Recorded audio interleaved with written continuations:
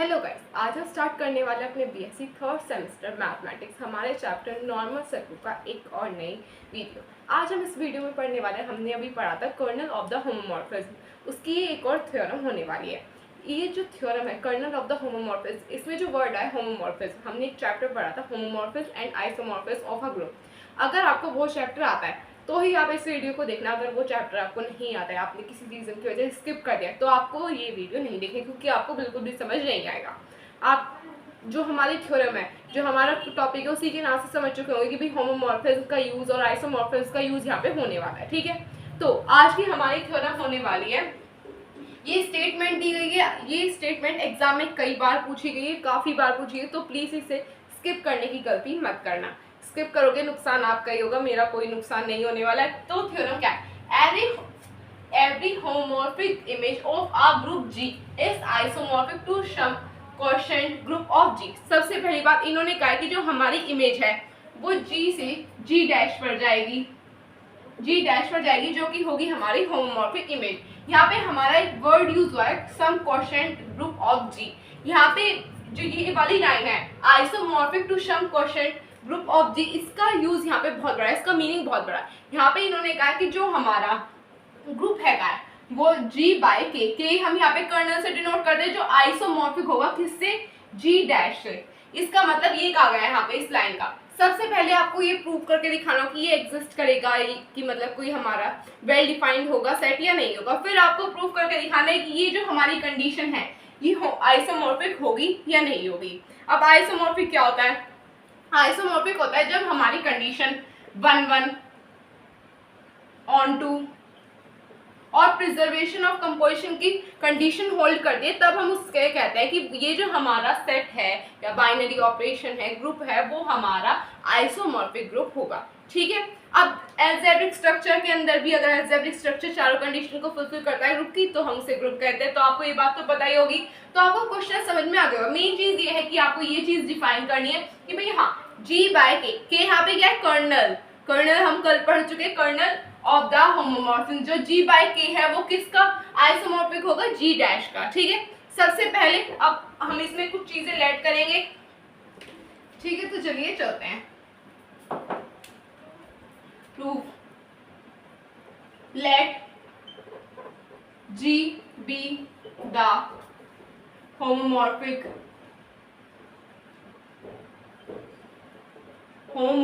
of let G be the homomorphic image of, यहाँ पे image रहेगा, image of let G be the homomorphic image of a group G dash. यहाँ पे homomorphic का मतलब क्या होता है? जो इमेज होती है वो हमारी G से G डैश पर जा रही हो। तो वही बात लिखी है हमने यहाँ पे कि जो हमारी इमेज है वो G से G डैश पर जा रही है, and F is the corresponding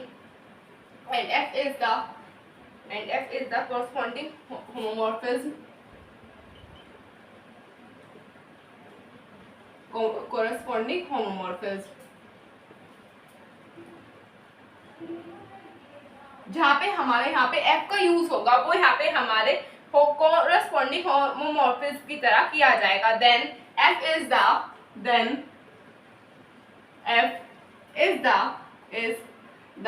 homomorphism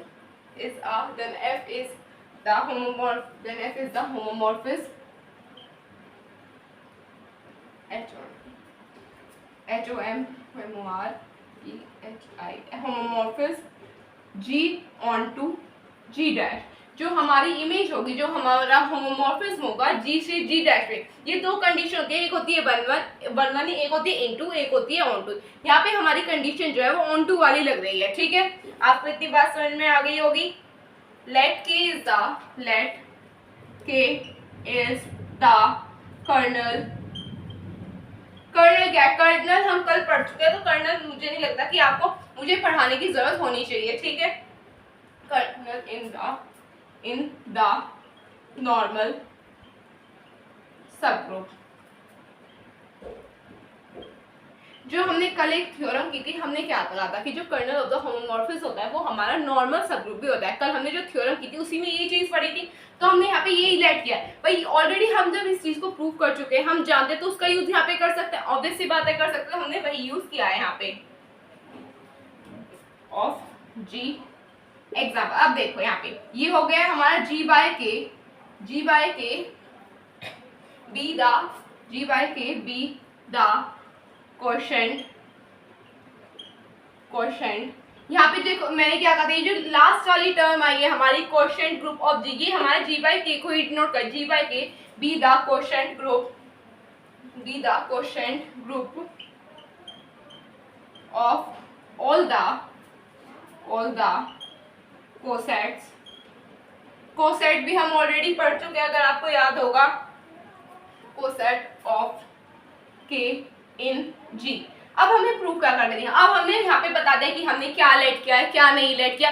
अब हमने यहाँ पे एक बेसिक इन्फॉर्मेशन दी कि भाई हमने ये लेट किया है, अब हम आगे उसे किस तरह से यूज करने वाले हैं वो हम काम करेंगे आगे। Now we shall prove that, अब यहाँ पे लिखेंगे देन वी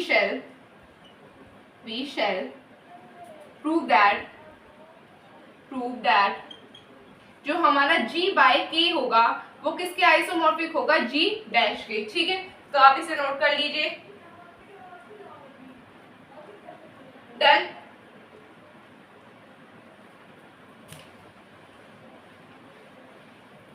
अब हमें यहाँ पे क्या करना है, हमें एक मैपिंग बनानी होगी। यहाँ पे हम मैपिंग बनाएंगे थोड़ी सी different. Let phi be the mapping, हम हर जगह फाई की जगह हम कहाँ पे, यहाँ पे किससे डिनोट करते थे, एफ से, जो किससे कि हम फंक्शन कहते हैं। यहाँ पे हम मैपिंग डिनोट कर रहे हैं फाई से। Let phi be the mapping G by K, let phi be the mapping of यहाँ पे ऑफ आएगा of G by K to G dash. ये जो हमारी मैपिंग जा रही है जी बाय के से जी डैश में जा रही है। एग्जाम्पल, यहाँ पे एग्जाम्पल डाल देंगे हम, यहाँ पे एग्जाम्पल हो जाएगा हमारा 5 सच दैट जी बाय के की मैपिंग कहाँ पे जा रही है, ये जा रही है हमारी जी डैश पे। ठीक है, इतनी बात आपको समझ में आ गई होगी।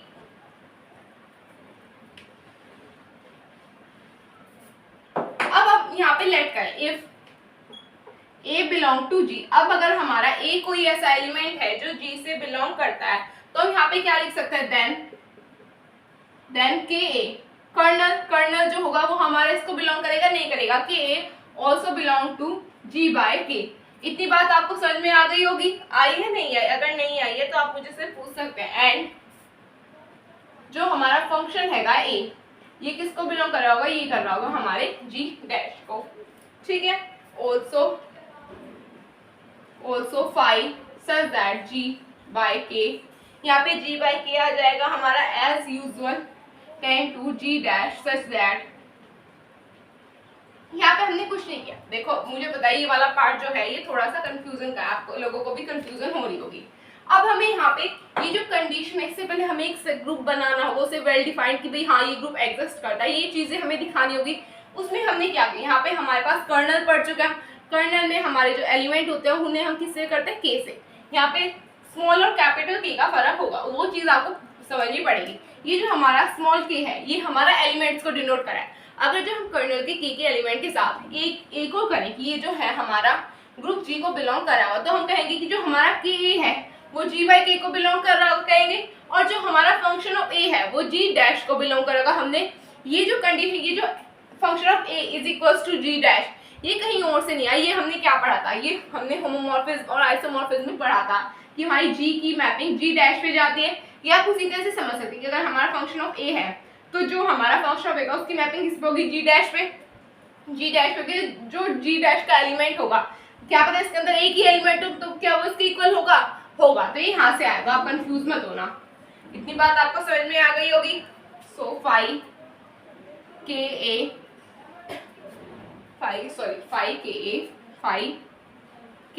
ए is equals to function of a, then where a belong to g, जहाँ पे हमारा a किसको बिलोंग कर रहा होगा, ये बिलोंग कर रहा होगा g को।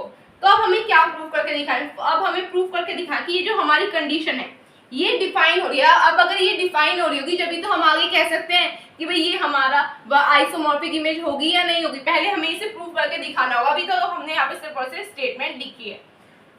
Firstly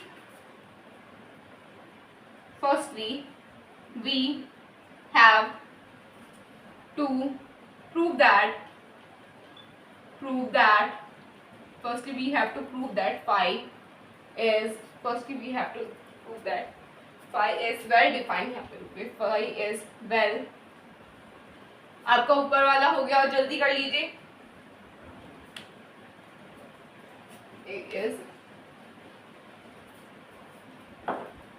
phi is well defined let a comma b, जो हमारा a और b होगा वो किसको बिलोंग कर रहा होगा, हमारे g को बिलोंग कर रहा होगा। सो जो हमारा के a होगा वो के b को बिलोंग कर रहा होगा, देन इक्वल होगा, बिलोंग नहीं होगा, ये हमारा इक्वल होगा। ये बात आप समझ लेना, ये बात आपको समझ में आ गई होगी। जो हमारा के a होगा वो किसके इक्वल होगा, के b की। ये चीज हमें यहाँ पे प्रूव करके दिखानी होगी। अब हम इसे कैसे लिख सकते हैं, जब अब हमारी जो एलिमेंट है ए हमारा किसको बिलोंग कर रहा है, जी को।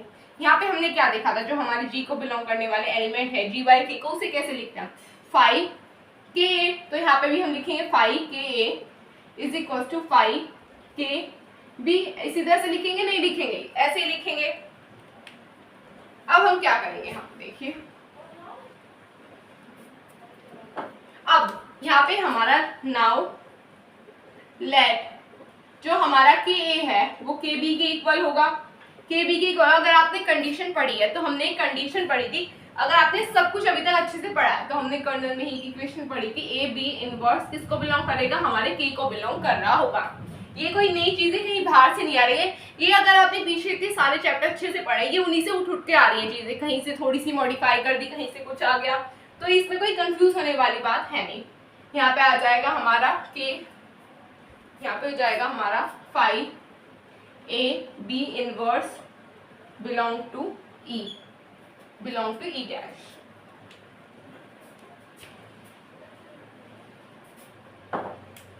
ये बिलोंग करेगा हमारे ई डैश पे। तो अब हम क्या इसे ऐसे लिख सकते हैं, जो हमारा ए बी आया है, ए बी सॉरी फाई नहीं होगा, ये होगा हमारा एफ। जो हमारा एफ ए बी आया, क्या अब हम इसे अलग अलग करके लिख सकते हैं, क्या हम इसे ऐसे लिखते हैं, फाई ए और फाई बी का inverse is equal to identity element यानी कि ई डैश के। अब हम इसे में दोनों तरफ, यानी दोनों तरफ से पहले एक और काम कर लेते हैं, फंक्शन ऑफ ए बी का होल इनवर्स कर सकते हैं। अब बी का इनवर्स कर दो या फंक्शन का इनवर्स कर दो, बात तो वही रहेगी, हम इसे होल इनवर्स कर सकते हैं ई डैश। अब क्या हम दोनों तरफ एफ बी यानी ये फंक्शन ऑफ बी की मल्टीप्लाई कर सकते हैं, यहाँ पे भी और यहाँ पे भी कर सकते हैं, नहीं कर सकते, कर सकते हैं। तो यहाँ पे हम क्या लिखेंगे, यहाँ पे हम लिखेंगे function of A function of B का होल इनवर्स और function of B is equal to E dash function of B. अब अगर आपने पीछे से अभी तक का सब कुछ अच्छे से पढ़ा है, तो अगर हम ए और ए इनवर्स की मल्टीप्लाई करेंगे, तो हम मल्टीप्लाई या एडिशन जो भी करेंगे उसमें हमें क्या मिलता है, हमारा आइडेंटिटी एलिमेंट मिलता है। तो कि यहाँ पे हमें ई मिल जाएगा, इन दोनों से मिल जाएगा, तो यहाँ पे हम एफ ए यानी कि function of A E is equal to function of B लिख सकते हैं। अब आइडेंटिटी एलिमेंट भी किसी भी नंबर के साथ मल्टीप्लाई करें तो हमें वही नंबर मिलता है, तो आप इसे नोट कर लीजिए। डन, यहाँ पे डैश लगा डन।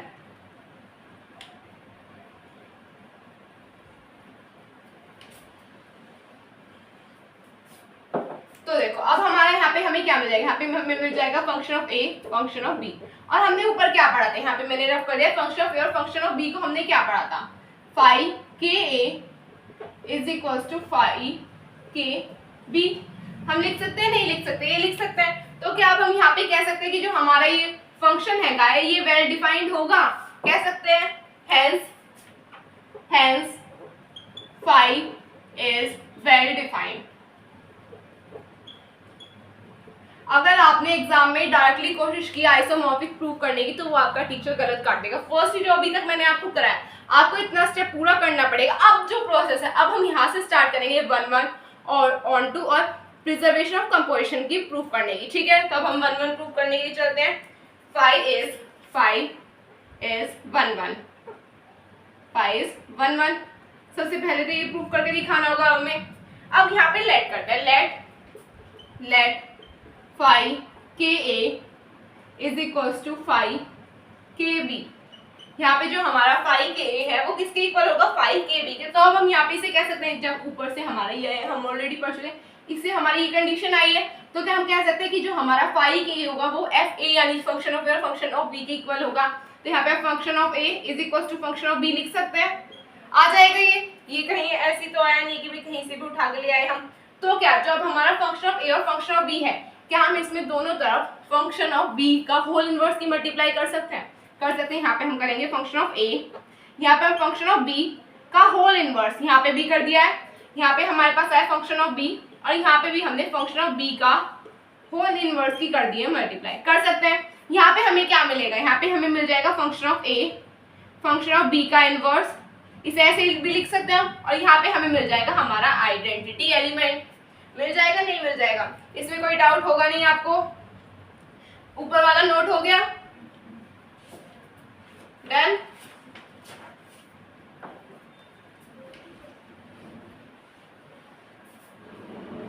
अब जो हमारी कंडीशन है, क्या हम इसे ऐसे लिख सकते हैं, फंक्शन ऑफ ए बी का inverse is equal to identity element, ऐसे लिख सकते हैं, इन दोनों को साथ में लिख सकते हैं, नहीं लिख सकते, लिख सकते हैं। तो क्या अब हम कह सकते हैं ए बी का इनवर्स जो है वो हमारा किसको बिलोंग कर रहा होगा, ये बिलोंग कर रहा होगा हमारा के को, ठीक है। इतनी बात आपको समझ में आ गई होगी। अब हम यहाँ पे क्या करेंगे, यहाँ पे हमारा के ए किसके इक्वल होगा, के बी के, यानी कि ये कंडीशन हमारी प्रूफ हो चुकी है। तो अब हम इसे कह सकते हैं कि ये जो है हमारा 1-1 होगा। अब चलते हैं हमारे ऑन टू की तरफ, phi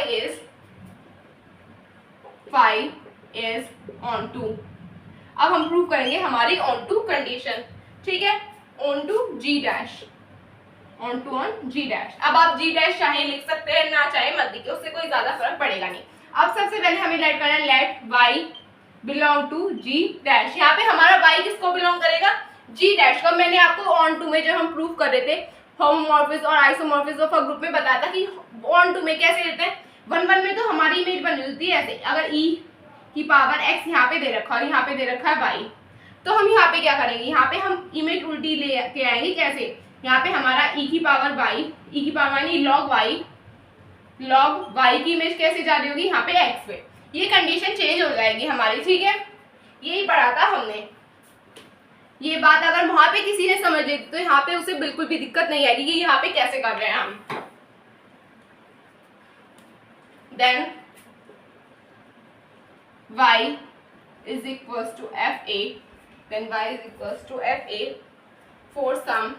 for sum a belong to g। यहाँ पे हमारा जो a है वो किसको बिलोंग कर रहा होगा, ये बिलोंग कर रहा होगा g को। Now ka is equals to g by k, ये ऑलरेडी हम पूरा ऊपर प्रूव करके दिखा चुके कि कैसे इक्वल होगा कैसे नहीं होगा। Now and phi ka is equals to phi kb, now phi ka is equals to phi k, phi ka को हमने किसके इक्वल ऊपर प्रूफ करके दिखाया था, ये हमने दिखाया था phi ka को दिखाया था फंक्शन ऑफ a के इक्वल। तो ये हमारा किसके इक्वल आ रहा होगा, ये हमारा इक्वल होगा y के। यहाँ से हमने ऊपर से ले लिया, मैंने क्या कहा था, जो हमारी इमेज है वो रिवर्स बन जाएगी, बनेगी नहीं बनेगी, यानी कि हमारा y के इक्वल होगा। तो यहाँ हमने यहाँ से phi को, ये जो हमारी ऑन टू कंडीशन प्रूफ कर दी है, यहाँ पे हमने अपनी ऑन टू कंडीशन प्रूफ करके दिखा चुके हैं। Phi is on to G dash. अब हमें प्रूफ करके दिखाना है हमारा प्रिजर्वेशन ऑफ कंपोजिशन। अब हम वहां पे चलते हैं,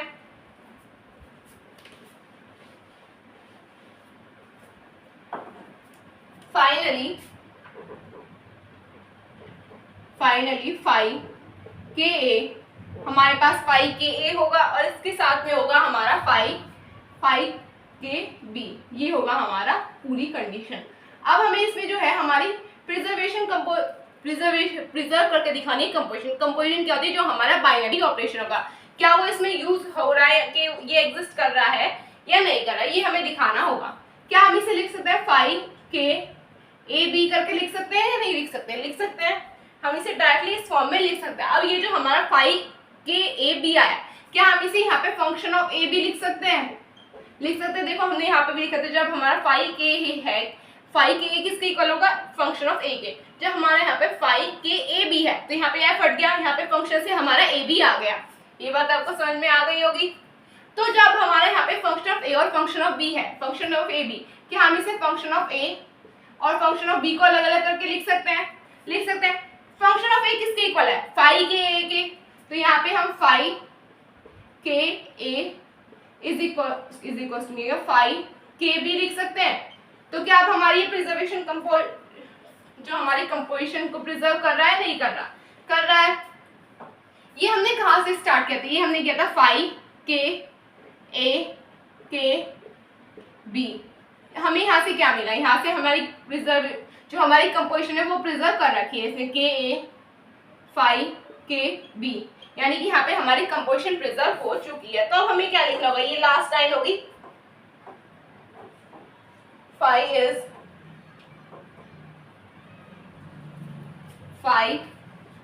is homomorphic,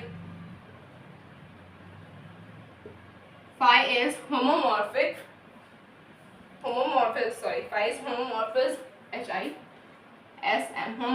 of G by K on to G dash। ये चीज हमने बताई थी ऊपर, G जो है हमारा प्रिजर्व होगा। अब सॉरी होमोमॉर्फिज्म नहीं, आइसोमॉर्फिज्म।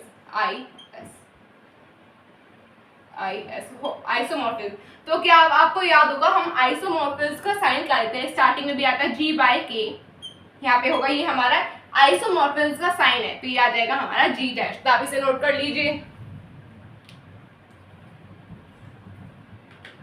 डन।